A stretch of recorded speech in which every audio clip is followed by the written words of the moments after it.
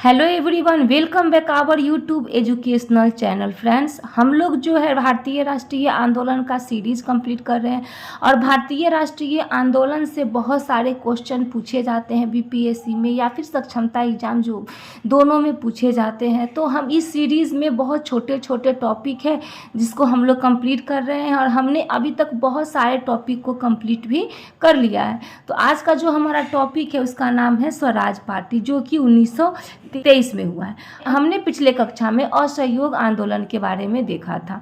हमने देखा था कि किस प्रकार गांधी जी की जो ये असहयोग आंदोलन है वो राष्ट्रीय स्तर पर हो रही थी और अचानक उसी समय एक घटना घट जाती है जिसका नाम होता है चौरा चौरी कांड। और इस चौरा चौरी घटना के कारण क्या होता है, असहयोग आंदोलन को 2 साल पहले ही स्थगित कर दिया जाता है। उसका डेट होता है 12 फरवरी 1922 को। उस समय जो 1922 में चित्तरंजन दास जो होते हैं वो जेल में होते हैं। जब वो जेल से रिहा होते हैं, हमने जो कांग्रेस का अधिवेशन 1922 देखा था, उस 1922 कांग्रेस का अधिवेशन जो गया में होता है और गया में इनके अध्यक्ष बनाए जाते हैं चित्तरंजन दास को। उसी समय चित्तरंजन दास एक प्रस्ताव पेश करते हैं और उनका प्रस्ताव क्या होता है कि हम भी चुनाव में हिस्सा लेंगे। चित्तरंजन दास ने एक प्रस्ताव पेश किया और उस प्रस्ताव जो था वो प्रस्ताव था कि हम भी चुनाव में हिस्सा लेंगे। जब कांग्रेस ने पूछा कि हम क्यों चुनाव में हिस्सा लेंगे, तो CR दास यानी कि चित्तरंजन दास ने कहा, हमने उदारवादियों की अनुनय विनय को देख लिया। यानी कि हमने उदारवादियों जो हाथ जोड़कर अंग्रेजों से जो नम्र निवेदन किए थे, हमने इस पॉलिसी को भी देख लिया। हमने उदारवादियों की 3P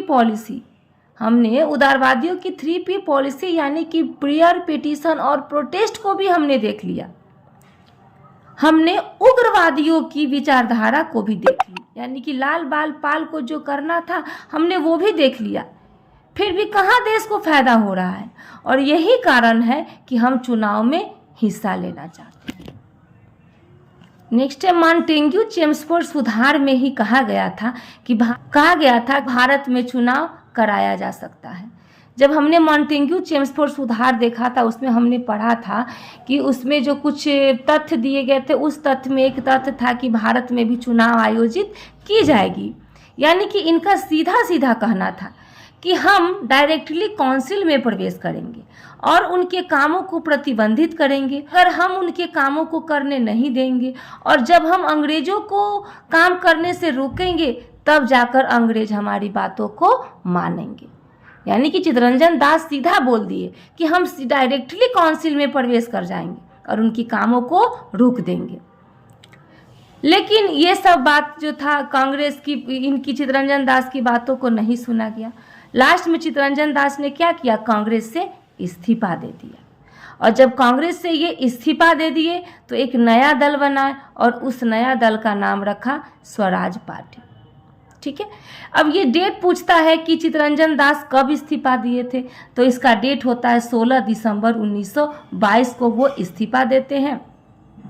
और इस्तीफा देने के बाद में मदन मोहन मालवीय और मोतीलाल नेहरू, ये दोनों जो है, जो मदन मोहन मालवीय और मोतीलाल नेहरू, ये दोनों ने तय किया कि हम एक नई पॉलिटिकल पार्टी बनाएंगे जिसका नाम रखेंगे स्वराज पार्टी।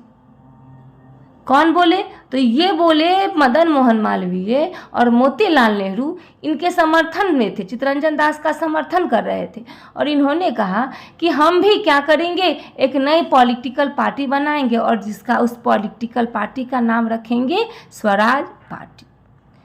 स्वराज पार्टी का गठन किया गया और गठन करने के बाद इसका अध्यक्ष बनाया गया किसको, तो चित्तरंजन दास को। तो ये एग्जाम में पूछा जाता है कि स्वराज पार्टी का अध्यक्ष किसको बनाया गया था, तो चित्तरंजन दास को बनाया गया था।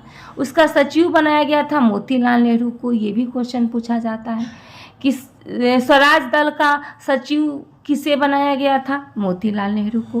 कब बना था स्वराज दल, स्वराज पार्टी, तो 1923 में ये बना था। अब स्वराज पार्टी के गठन का उद्देश्य एग्जाम में बार बार पूछता है क्योंकि उसका उद्देश्य क्या था? बिना कोई उद्देश्य के, बिना कोई कारण के कोई काम होता ही नहीं है। तो स्वराज पार्टी के गठन का उद्देश्य था कि लेजिस्लेटिव काउंसिल में प्रवेश कर अंग्रेजों के कामों में बाधा उत्पन्न करना। तो ध्यान में रखिएगा, अगर ऑप्शन में दे देगा कि निम्नलिखित में से कौन स्वराज पार्टी का उद्देश्य था, तो ध्यान में रखिएगा 3 गलत ऑप्शन दे देंगे और एक ये सही ऑप्शन रहेगा, लेजिस्लेटिव काउंसिल में प्रवेश कर अंग्रेजों के कामों में बाधा उत्पन्न करना। अब स्वराज दल का गठन हो गया। स्वराज दल के गठन होने के बाद में इसके जो कुछ मुख्य सदस्य का नाम एग्जाम में बार बार पूछा जाता है। तो इसके अध्यक्ष तो आपको पता ही है कि इसके अध्यक्ष बने थे चित्तरंजन दास, सचिव बनाए गए थे मोतीलाल नेहरू को। लेकिन अन्य सदस्य पूछा जाता है, तो अन्य सदस्य में नाम आता है विठल भाई पटेल का, दूसरा में श्रीनिवास अयंगर का, तीसरा में NC केलकर का नाम याद रखिएगा, और चौथा में नाम रखिएगा हकीम अजमल खान का। ठीक है, ये 4 नाम आपको ध्यान में रखना है। ये जो विठल भाई पटेल थे, ये प्रथम भारतीय अध्यक्ष थे जिन्होंने केंद्रीय काउंसिल के स्पीकर के रूप में काम किया है। पूछा जाता है केंद्रीय काउंसिल का स्पीकर यानी कि लोकसभा का जो स्पीकर होता है, उस समय केंद्रीय काउंसिल के स्पीकर जो उसी को कहा जाता था। आज जो हम लोग लोकसभा के स्पीकर की चर्चा करते हैं, उस समय केंद्रीय काउंसिल के स्पीकर थे, जो कि प्रथम भारतीय अध्यक्ष विठल भाई पटेल को बनाया जाता है। ये कई बार एग्जाम में पूछा गया है, केंद्रीय काउंसिल के स्पीकर किसे बनाया गया है, या फिर प्रथम भारतीय अध्यक्ष जो कि केंद्रीय काउंसिल के स्पीकर रह चुके हैं, किसे बनाया गया था? तो विठल भाई पटेल को। और श्रीनिवास अयंगर, ये जो मद्रास प्रांत के स्वराज पार्टी का अध्यक्ष श्रीनिवास अयंगर को बनाया गया था। इसके बाद में कभी कभी एग्जाम में पूछा जाता है कि चित्तरंजन दास के राजनीतिक गुरु कौन थे? तो चित्तरंजन दास के राजनीतिक गुरु थे सुभाष चंद्र बोस, और चित्तरंजन दास को देश बंधु की उपाधि दी गई थी। और हमने पिछले कक्षा में देखा था कि दीन बंधु की उपाधि किसे दी गई थी? तो आपको नाम याद होगा CF एंड्रूज को। CR दास यानी चित्तरंजन दास, चित्तरंजन दास देश बंधु की, और CF एंड्रूज दीन बंधु की उपाधि उन्हें मिली थी। ये सब ध्यान में रखिएगा, क्योंकि ये सब जो है BPSC में क्वेश्चन पूछे जाते हैं। अगला है, पूछा जाता है कि बिहार में स्वराज दल के अध्यक्ष किसको बनाया गया था?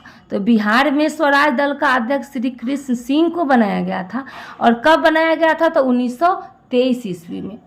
और एक क्वेश्चन पूछा जाता है कि कौन सा ऐसा नेता था जिसने स्वराज दल का समर्थन किया? तो जिन्ना ने स्वराज दल का समर्थन किया था। ध्यान में रखिएगा, ऑप्शन में अगर देगा तो इसे भी आप मारिएगा। इसके बाद में आगे है, कांग्रेस जो है बाद में 2 गुट में बढ़ जाता है। एक गुट होता है प्रो चेंजर और दूसरा होता है नो चेंजर। यानी कि एक प्रो चेंजर यानी कि परिवर्तनवादी जो कि चुनाव के पक्ष में थे, वो चुनाव चाहते थे कि भारत में चुनाव हो, और नो चेंजर यानी कि अपरिवर्तनवादी, वो चाहते थे कि भारत में चुनाव न हो, यानी कि चुनाव के विरोध में थे। तो जो चुनाव के पक्ष में थे उनके नाम तो आपको पता ही हो, CR दास, मोतीलाल नेहरू, विठल भाई पटेल, श्री कृष्ण जी जो बिहार से थे, और ब्रज किशोर बाबू। तो ये जो कुछ नाम है, 5 नाम आप याद में रखिएगा, ये एग्जाम में पूछा जाता है। और जो चुनाव के विरोध में थे उसका नाम भी बार बार एग्जाम में पूछा जाता है। ऑप्शन में किसी भी तरह देकर आपको फंसा देगा, इसलिए जो चुनाव के पक्ष में थे उसका भी नाम आपको याद रखना होगा, और जो चुनाव के विरोध कर रहे थे उसका भी नाम आपको याद रखना होगा। तो डॉक्टर राजेंद्र प्रसाद थे जो चुनाव का विरोध कर रहे थे, जवाहरलाल नेहरू चुनाव का विरोध कर रहे थे। अब यहाँ ध्यान दीजिएगा, मोतीलाल नेहरू चुनाव के पक्ष में थे, लेकिन जवाहरलाल नेहरू क्या थे? चुनाव के विरोध में थे। सरदार वल्लभ भाई पटेल जो कि चुनाव के विरोध में थे, इंदुलाल याग्निक और मजहरुल हक। ये जो 5 नाम है, ये 5 नाम आप याद रखिएगा। इन्हीं पाँचों में से फंसाने के लिए आपको एग्जाम में दे दिया जाए। इसके बाद 1923 का केंद्रीय चुनाव होता है, यानी कि पूरे भारत में 1923 में चुनाव होता है और उसमें कुल सीट जो है स्वराज पार्टी को कुल 101 सीटें मिलती है, जिसमें से 41 सीट पे स्वराज पार्टी जीत जाती है। इसमें स्वराज पार्टी चुनाव में हिस्सा लेती है, लेकिन कांग्रेस पार्टी चुनाव में हिस्सा नहीं लेती है। और बिहार से स्वराज पार्टी को 12 सीट मिले थे, जिस 12 सीट में से स्वराज पार्टी 8 सीटों से विजय हासिल होती है। 101 में 41 सीट पर स्वराज दल की विजय होती है। कांग्रेस के सारे नेता चिंता में हो गए हैं, ये क्या, अब सारे लोग नेता बन जाएंगे और कांग्रेस में भगदड़ मच जाएगी और कांग्रेस के सभी बड़े बड़े नेता छोड़ छोड़ के स्वराज पार्टी में आने लगेंगे, तो कांग्रेस टूटने लगेगी। और उसी समय जब गांधी जी जब जेल में होते हैं, तो उसी समय एक विशेष अधिवेशन बुलाया जाता है। आपको याद होगा, हमने कांग्रेस का अधिवेशन पढ़ाया था, जिसमें हमने 1923 में बताया था कि 2 अधिवेशन होता है, एक वार्षिक अधिवेशन और एक विशेष अधिवेशन। तो वही 1923 में दिल्ली में विशेष अधिवेशन होता है और उस विशेष अधिवेशन के अध्यक्ष बनाए जाते हैं मौलाना अबुल कलाम आज़ाद को। तो मौलाना अबुल कलाम आज़ाद सभी नेता को बुलाएंगे और वहाँ कहेंगे कि कांग्रेस के लोग भी चुनाव लड़ सकेंगे। कांग्रेस पार्टी चुनाव नहीं लड़ेगी, कांग्रेस का उम्मीदवार निर्दलीय यानी कि इंडिपेंडेंट होकर चुनाव लड़ सकता है।